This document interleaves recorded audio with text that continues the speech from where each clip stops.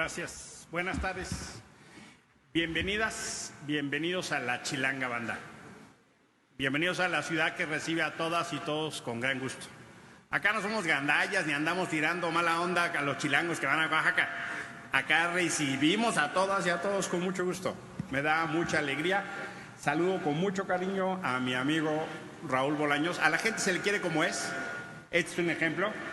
Él venía del PRI, estuvo aliado Morena y está en el Verde y aún así lo quiero, ¿no? Es un ejemplo de pluralidad, ¿no? Casi nunca estamos de acuerdo cómo votamos. Casi siempre nos agarramos del chongo, pero hay un grande cariño y probablemente es de las cosas valiosas que uno saca en la política, a la gente en lo particular. Y saludo con muchísimo cariño a la diputada Villano, probablemente una de las mujeres más brillantes en el Congreso hoy en México. Muchísimas gracias. Ya vieron ustedes parte de su trayectoria. Qué bueno que tengamos mujeres como ella que inspiran y ponen ejemplo de lo que hacen las mujeres en la vida pública para muchas de ustedes. Quiero agradecerles porque ustedes le hicieron realidad un sueño al senador Bolaños. Siempre quiso estar sentado en la mesa del presidente. Siempre, y ahora puede estar sentado. Gracias a ustedes, tuvo que traer a toda la banda oaxaqueña para poder sentarse ahí, ver cómo se dirige, porque pues no lo va a hacer. En el periodo, yo tampoco, ¿verdad? Menos, él tiene más posibilidades que yo. Pero yo les agradezco su bonito gesto de solidaridad que el senador Bolaños Cacho Cue a esta hora en la presidencia del Senado, y por lo menos en un parlamento juvenil tenga acá, que vea qué onda. Y quiero darle un saludo muy especial a Vanessa López López, porque está sentada en mi escaño. Saludos con mucho gusto. Esa última fila es la fila del Grupo Plural y Vanessa está sentada en mi escaño, así que mucho gusto, Vanessa. Que te vaya bien sentándote ahí. Qué bueno que vienen acá, porque este lugar generalmente lo vemos lejano y distante. A mí me dan oportunidad también porque la última vez que yo estuve aquí estaba ahí acostado con mi bolsa de dormir y bailando, ¿no? En mi pijama y ahí peleándonos en el cierre del periodo para que no pasara el hecho de que no se nombrara un comisionado del INAI. Nos preocupa mucho que no haya un órgano que garante la transparencia que no esté funcionando, porque no es que se contrate una persona, sino es que se garantice el derecho de las y los mexicanos al acceso a la información. Y son parte de las cosas que aquí se viven. También hay momentos en los que convenimos, y uno de los temas en los que convenimos es el asunto de la educación. Y como país tenemos probablemente uno de los más grandes dilemas. Ustedes que vienen de Oaxaca lo pueden conocer y vivir de cerca. Es un dilema, ¿no? Oaxaca es una de las entidades con más desafíos en materia de pobreza y desigualdad. Pero infelizmente también es una de las entidades que tiene los mayores retrasos educativos. Y cuando uno ve los días efectivos de clase que hay en Oaxaca, cuando uno ve las brechas, el número de días que toman los niños de Monterrey o de la Ciudad de México o de Oaxaca, las brechas aumentan, se reproducen y crecen. Qué bueno que ustedes vienen de la UACJO, que es una universidad pública. Yo soy de la UNAM y a mí haber entrado a la UNAM me cambió la vida, porque me dio la posibilidad a otro tipo de trabajos, a otro tipo de relaciones. Aprovechen al máximo todo lo que les ofrece la universidad pública, que no solo es estar en el salón, tomen todos los cursos que puedan tomar, hagan todas las relaciones que puedan hacer, porque eso les va a ayudar a ustedes y a su comunidad a poder ir rompiendo círculos de pobreza y de desigualdad. Qué bueno que haya acá cada vez más mujeres, porque también eso es una bronca en Oaxaca, ¿no? En Oaxaca sigue siendo realidad que hay municipios que por usos y costumbres no dejan a las mujeres gobernar. Mi cuñado trabaja en Santa María Quiegolani. Él estuvo con los maristas y hay una preparatoria ahí. Y ahí, en otras comunidades todavía, cuando las mujeres quieren gobernar o cuando las mujeres quieren votar, dicen, no, el voto es para la familia y vota el hombre. Esas cosas, infelizmente, todavía limitan derechos de mujeres. Por eso me da tanta alegría que haya muchas de ustedes acá. Porque cuando llegue el turno de que ustedes tomen decisiones, tienen otros elementos para pensar y valorar. ¿Y cuáles son algunos de los dilemas que tenemos en materia de desigualdad educativa en México? Ya la diputada Carolina nos habló de algunos. Pero déjenme darles algunos elementos que hoy estamos viviendo. Por ejemplo, el rezago educativo no solo permaneció, sino creció. La pandemia nos pegó muy fuerte. La pandemia nos hizo para atrás.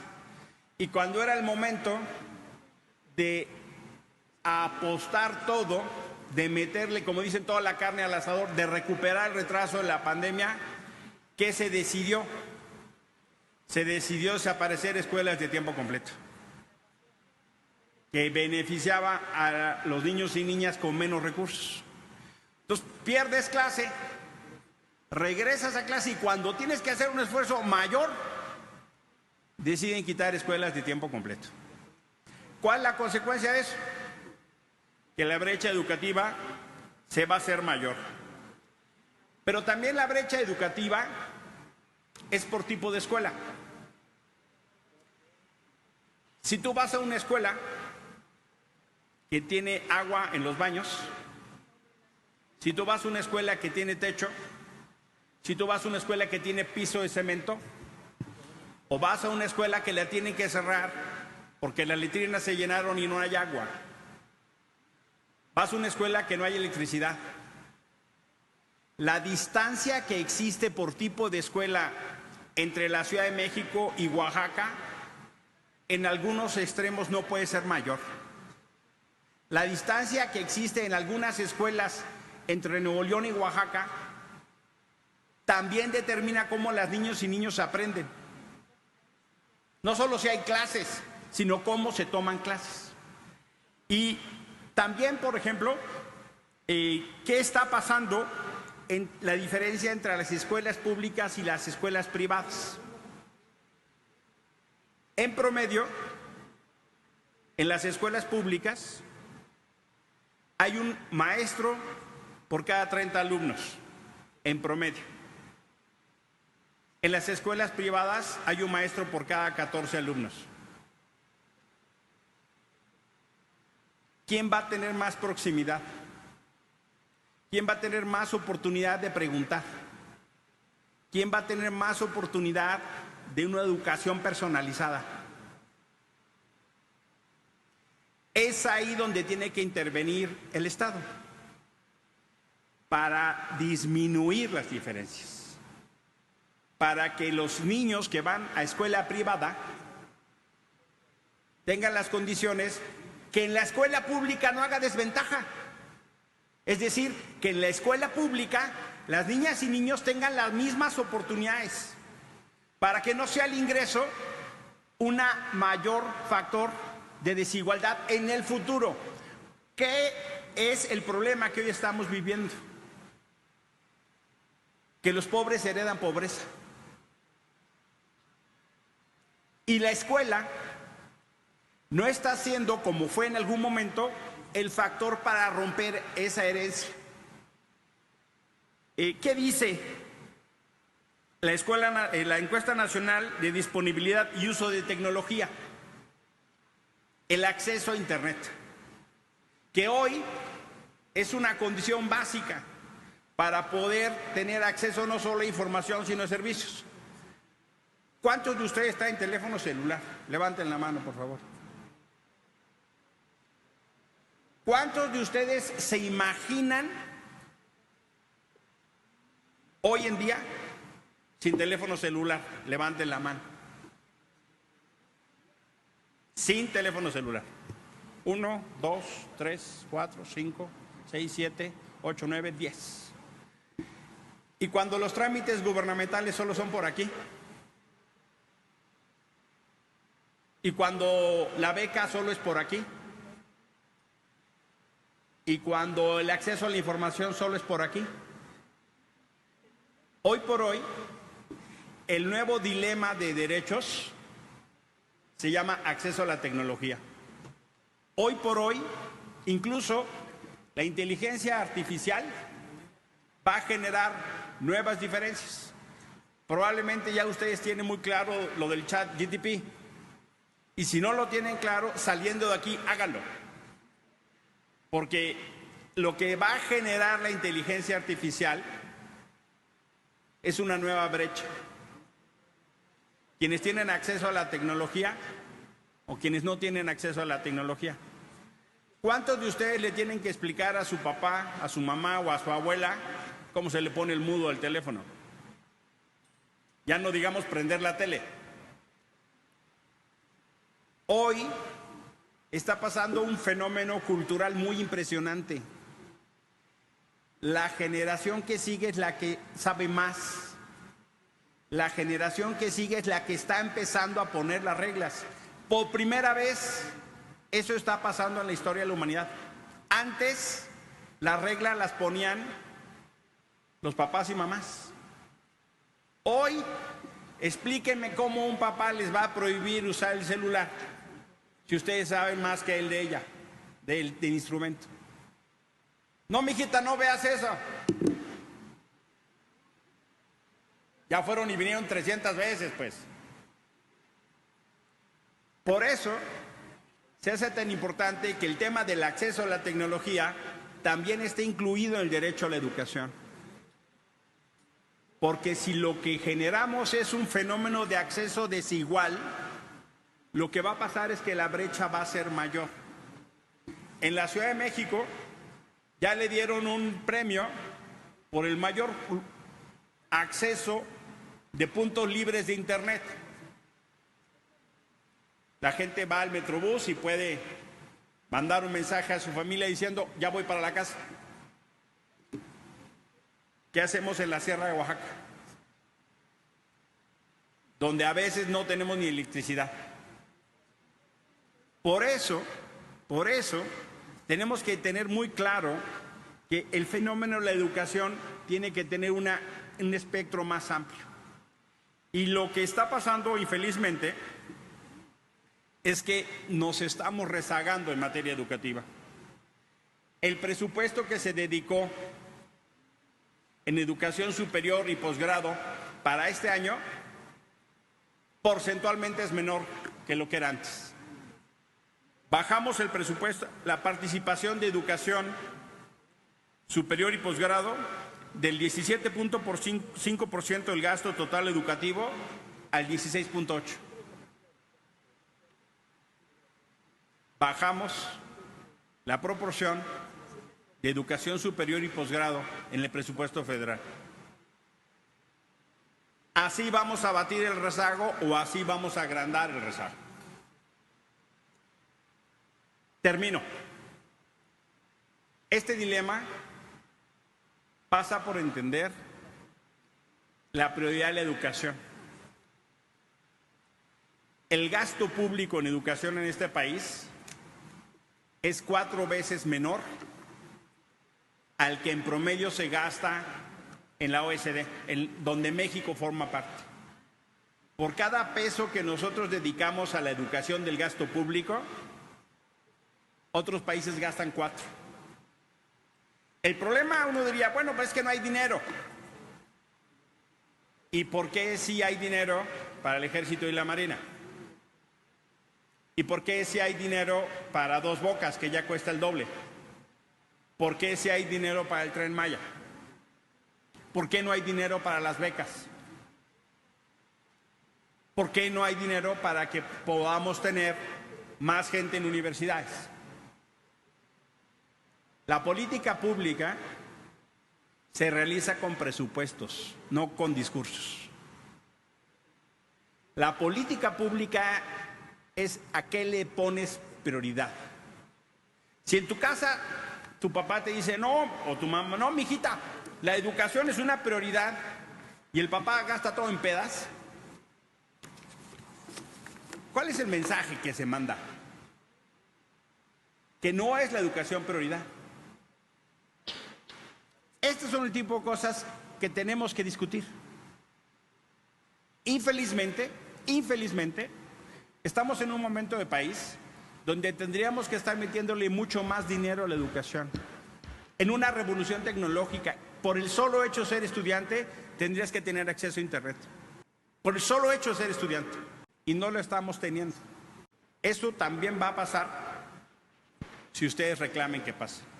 Muchísimas gracias por su atención. Quisiera preguntar ¿cómo es posible que a muchos estudiantes de universidades públicas que no estudian, que se pasan las clases, que no están al pendiente de los estudios, se les estén otorgando becas, y a los jóvenes marginados de pueblos o en lugares donde tienen acceso ilimitado a Internet, a redes, a oportunidades que puedan hacer que brinden mejores resultados académicos, no se les estén otorgando?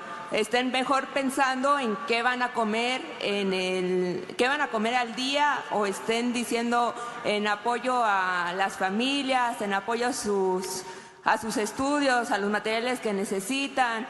No se les estén otorgando esas becas. Buenas tardes, yo soy Itzayani Santiago Pérez. Tengo una pregunta, más que nada en base a educación superior. Les voy a pedir que cuando hagan la pregunta se puedan poner de pie para que los puedan identificar las y los senadores. Ahí está. Bueno, mi pregunta es en base a la educación superior. Yo veo este asunto más que nada con los egresados, sobre todo de docencia y de medicina, y generalmente con las chicas. Es un tema que, bueno, mi mamá se graduó hace 20 años y no es posible que en 20 años siga siendo lo mismo. Chicas que son encontradas muertas, desaparecidas, violadas, porque sus escuelas las mandaron a hacer servicio social, que no es más que explotación laboral sin paga. Se debe de regular ese aspecto, es parte de la educación, se debería de regular más que nada por los usos y costumbres, como lo mencionó el senador, que es parte igual de cómo esos pueblos tan alejados carecen de educación inicial, de educación básica, y no es posible que estemos mandando a nuestras futuras doctoras, futuras enfermeras, futuras maestras a esas poblaciones donde su futuro es incierto, donde van directo a su muerte, donde van directo a tener traumas de por vida. No es correcto y debería legislarse respecto a eso. Deberían buscarse soluciones directas al respecto, porque no es posible, repito, 20 años y que siga siendo lo mismo. Hola, muy buenas tardes. Antes que nada, agradecerles tan grandísimas ponencias. Bueno, mi pregunta va referente a que cuando nos propusimos en este ejercicio parlamentario, me enfoqué más en lo que es la educación sexual integral en las infancias, en las adolescencias, en las preadolescencias y en la adultez. Más que nada, al entrar a esta etapa, me di cuenta que en la Ley General de Educación no se habla de un programa de educación sexual integral para nuestros niños. Claro que se regula esta materia, claro que existe un programa, considero que no es funcional, considero que no es lo adecuado para los niños y que sin duda es una gran vertiente y es un gran problema del cual deberíamos hablar en México. Entonces, mi pregunta va más a que, ¿qué podemos hacer? ¿Qué podemos proponer? ¿Cómo podemos hacer que arriba hablemos de estos temas tan importantes para la niñez, para la adolescencia, para la preadolescencia y la preadultez? Muchas gracias. Hola, ¿qué tal? Buenas tardes. Mi nombre es Pedro Jesús Santiago Ordaz, estudiante de la Facultad de Derecho. Mi pregunta va más en base a los dos temas que anteriormente ya se hablaron, conforme a la educación y conforme a la cuestión del acoso y la violencia sobre la mujer. Quisiera saber qué propuesta se ha implementado o han implementado a futuro sobre estas cuestiones del acoso virtual o digital que se han vivido día a día y que realmente como tal, a pesar de las legislaciones y todo eso, no se ha parado. Al contrario, más se ha ido contra las mujeres. Entonces quisiera saber qué nueva propuesta tienen sobre este tema. Gracias. Bueno, buenas tardes. Mi nombre es Perla Natalia, de la Facultad de Derecho. Estaba analizando una problemática. Hablamos de la educación, pero después de la educación, por ejemplo, en el medio superior, ¿qué pasa con estos jóvenes ya preparados, egresados? ¿Qué les estamos dando? Se supone que tenemos programas de becas, incluso para titulación, pero la tasa de desempleo en México, por esta excusa de no tener la titulación, es demasiada alta. ¿Qué les estamos brindando? ¿Qué seguridad tienen estos jóvenes de graduarse y poder ejercer, tener un campo más seguro? Gracias. Yasmín, sí tenemos un problema, porque se está optando por limitar los recursos para las becas. Mira, te pongo el ejemplo de la UNAM. Decidieron recortarle el programa de becas alimenticias para los estudiantes de la UNAM. Recortaron 45,000 becas. Y tú dirás, hombre, es la UNAM. ¿Sabes de dónde surgió ese programa? La Fundación UNAM hizo un estudio de la diferencia de rendimientos y se encontró que había un grupo de estudiantes que no estaban comiendo suficiente, que no desayunaban y que mal comían. Y se encontraron que la falta de alimento estaba siendo diferencial en el aprovechamiento. Y por eso dieron la beca alimenticia. ¿Cuál fue la decisión que se tomó en la Cámara de Diputados? Recortarle a la UNAM el presupuesto de becas. ¿Qué hizo la UNAM? Bueno, pues, hizo recortes, ajustes y le cortaron a otros programas de becas, por ejemplo el programa de movilidad. Entonces ahora jóvenes de pocos recursos no van a poder ir a hacer un semestre en otro país. Van a poder ir los que lo puedan pagar. El programa de becas lo que está haciendo en su reducción es ampliar las desigualdades. Infelizmente eso no es una excepción, Yasmín. Se está reproduciendo en varias. Y sí, estoy de acuerdo contigo en que cómo es posible que no se privilegie el apoyo económico a los jóvenes de bajos recursos. Yo creo que el programa de estímulos está mal dirigido. Los análisis que se han hecho de Jóvenes Construyendo Futuro, lo que dicen es que de cada 5 programas o cada 5 becas, 3 tienen problemas. Son acuerdos de los empleadores con los muchachos, son becas que van a dar falsas, son lanas para los gentes que trabajan para los siervos de la nación y les pagan esa vía. 3 de cada 5 están mal.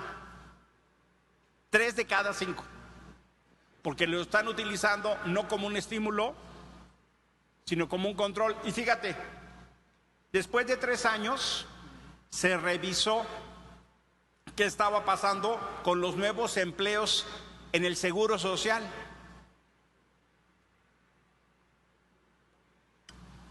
Hoy tenemos menos jóvenes contratados en el Seguro Social que antes de Jóvenes Construyendo Futuro. El programa no está sirviendo para lo que se creó. Por eso sí tenemos un problema y se tiene que revisar. Itzaí, yo acompaño que es muy irresponsable mandar a las jóvenes a correr riesgos y traumas.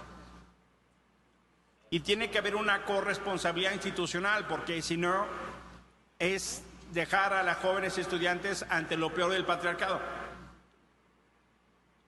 Hay trágicas historias de jóvenes acosadas por compañeros o por gente de la comunidad, incluso al feminicidio, y no hay culpables. Y creo que se tienen que tomar decisiones. Por ejemplo, ahí donde haya un hecho de acoso, no se puede mandar a una mujer, porque la comunidad no está siendo un entorno seguro de protección. Creo que eso sí se tiene que repensar. Y en particular en el sector salud, sucede que hay un abuso para quienes están haciendo el servicio social, ¿no? Los dejan en los peores horarios y es una especie de formación medieval, ¿no? Te jodes porque yo me jodí. Yo no eliminaría el servicio social. Sí creo que hay un principio de corresponsabilidad social, pero con estos riesgos me parece que en lugar de propiciar una corresponsabilidad social, lo que se está haciendo es poniendo en riesgo a las mujeres y eso no es aceptable. Y de ahí, sí, por supuesto tenemos un problema. Hay más embarazo adolescente que hace 5 años. Hay más niñas embarazadas en este país, ¿eh? Hemos tomado algunas decisiones para prohibir la venta de niñas, que infelizmente sigue sucediendo, o los matrimonios forzados. Pero si eso no va a acompañar una política pública de educación sexual integral, no va a disminuir. Hoy hay más adolescentes embarazadas y niñas embarazadas que hace 5 años. Es la verdad de las cosas. Ahí están los números, ¿eh? Y eso es la destrucción de una vida. Yo sí creo que ahí, honestamente, tenemos mucho más desafíos que los que teníamos. Pedro, uno de los temas que hoy son de nueva generación es cómo la tecnología es un medio de agresión a las mujeres. Una de las grandes discusiones fue lo que se llama la ley Olimpia. Esa ley no existía. Y hoy ya tenemos un instrumento que permite sancionar a quienes difunden imágenes sexuales sin consentimiento, que es otra forma de violencia contra las mujeres. La tecnología puede ayudar, sí, pero el problema es la violencia que está detrás. Me parece que todavía tenemos un retraso cultural muy grande. Por ejemplo, la violencia ácida, ¿no?